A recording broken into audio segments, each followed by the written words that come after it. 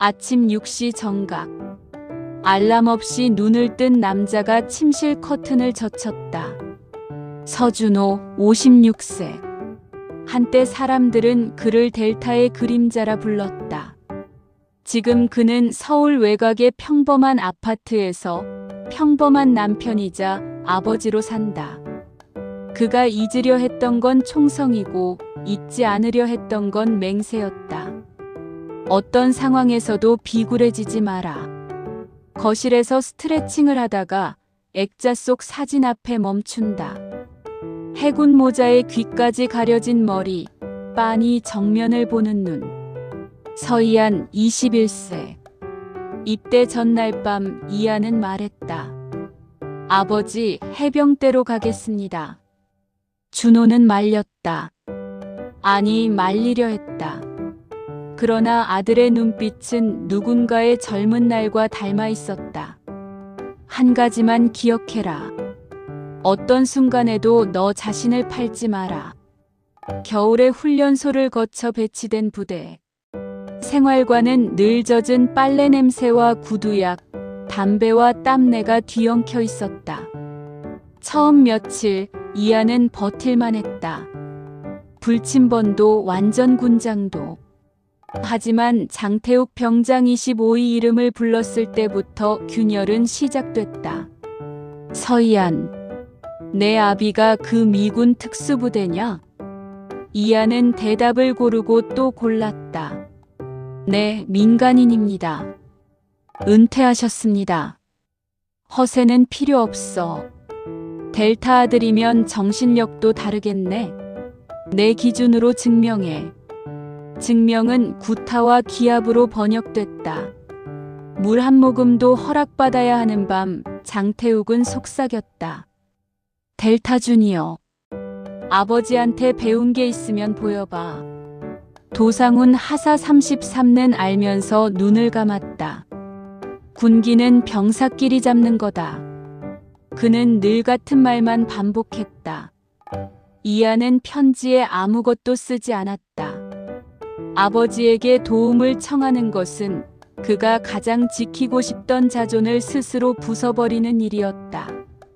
면회장 벽시계가 11시를 지나고 있을 때 준호가 나타났다. 멀리서도 알 수 있었다. 어깨선, 걸음, 움직임의 각도. 이안은 준비해온 미소를 걸고 경례했다. 필승, 오셨습니까?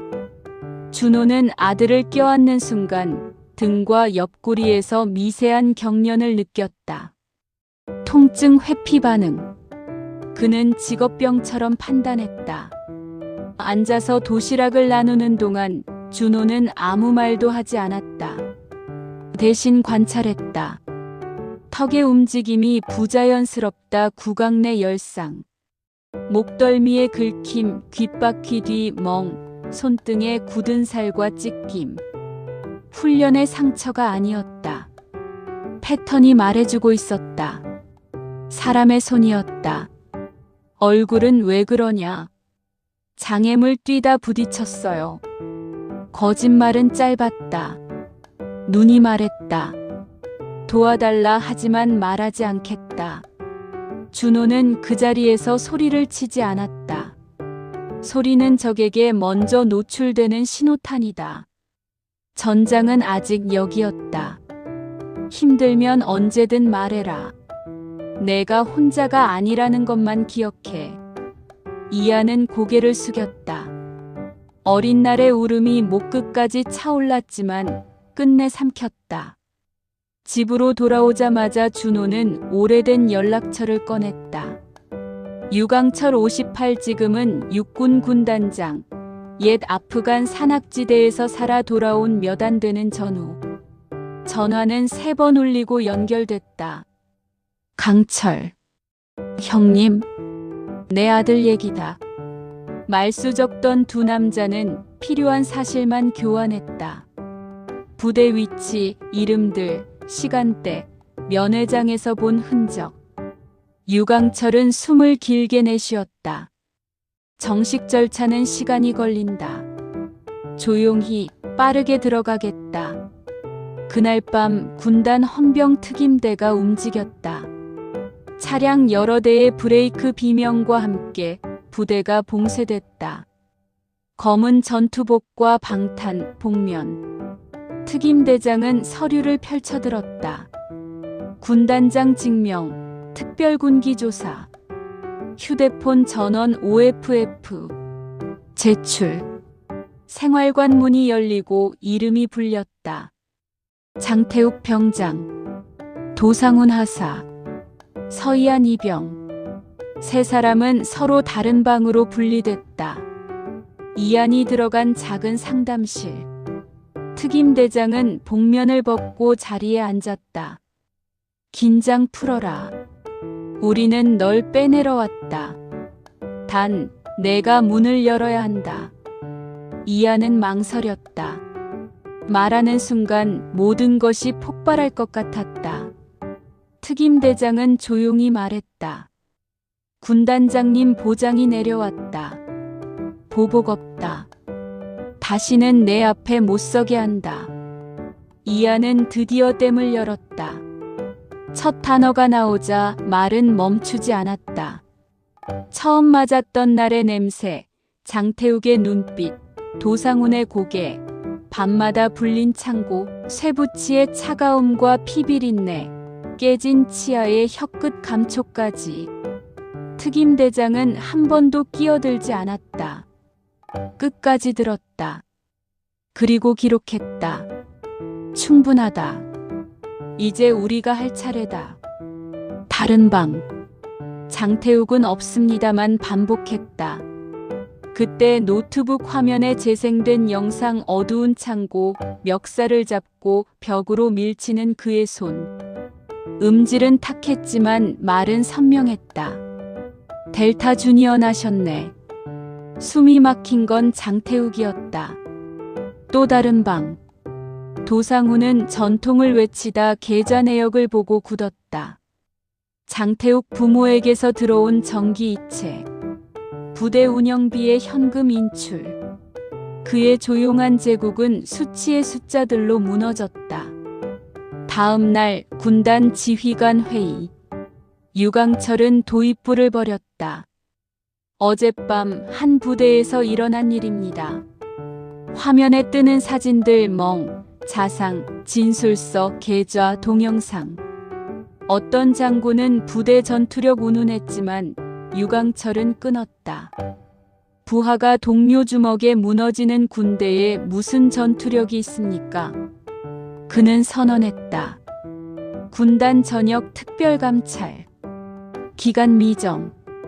뿌리째 뽑을 때까지. 그날 이후 감찰과 헌병이 전 부대에 퍼졌다. 익명 제보 라인. 1:1 면담. 야간 잠복. 문들이 열리자 썩은 냄새가 폭발했다. 구타, 갈취, 성폭력, 도박, 횡령 단어들이 파일을 채웠다. 저항도 거셌다. 육군이 해병대의 월권. 전력 저하. 관행. 유강철은 고립됐지만 물러서지 않았다. 그는 일부 자료를 신뢰할 기자에게 건넸다. 위험한 수였다. 다음 날 아침 일면. 멍든 아들들의 눈물. 국민의 분노는 방패였다. 국방부는 태도를 바꿨고 감찰은 정당성을 얻었다. 준호는 공개석상에 서지 않았다. 그의 전장은 여전히 그림자였다. 그는 옛 정보 라인을 가동해 개혁을 방해하는 사슬의 중심을 찾았다. 군납 비리와 연결된 표영식 준장 55위장 회사, 비자금, 내연관계. 한밤의 지하주차장. 엘리베이터 문이 닫히자 준호가 작은 봉투를 내밀었다. 사진 계좌. 표영식의 얼굴이 사색이 됐다. 선택은 둘. 자백하고 선처를 구하든지 나와 법 앞에서 무너지든지. 다음 날 아침 군단장 직통 전화가 울렸다. 모든 걸 말하겠습니다. 균열은 균열을 부른다. 사조직의 명단은 불신으로 분열했고 내부 고발은 폭발했다. 감찰은 이름과 날짜로 기록되어 법정으로 옮겨졌다. 군사법정. 장태욱 상습 폭행과 가혹행위로 실형. 도상훈 뇌물과 횡령까지 더해져 더 무거운 형.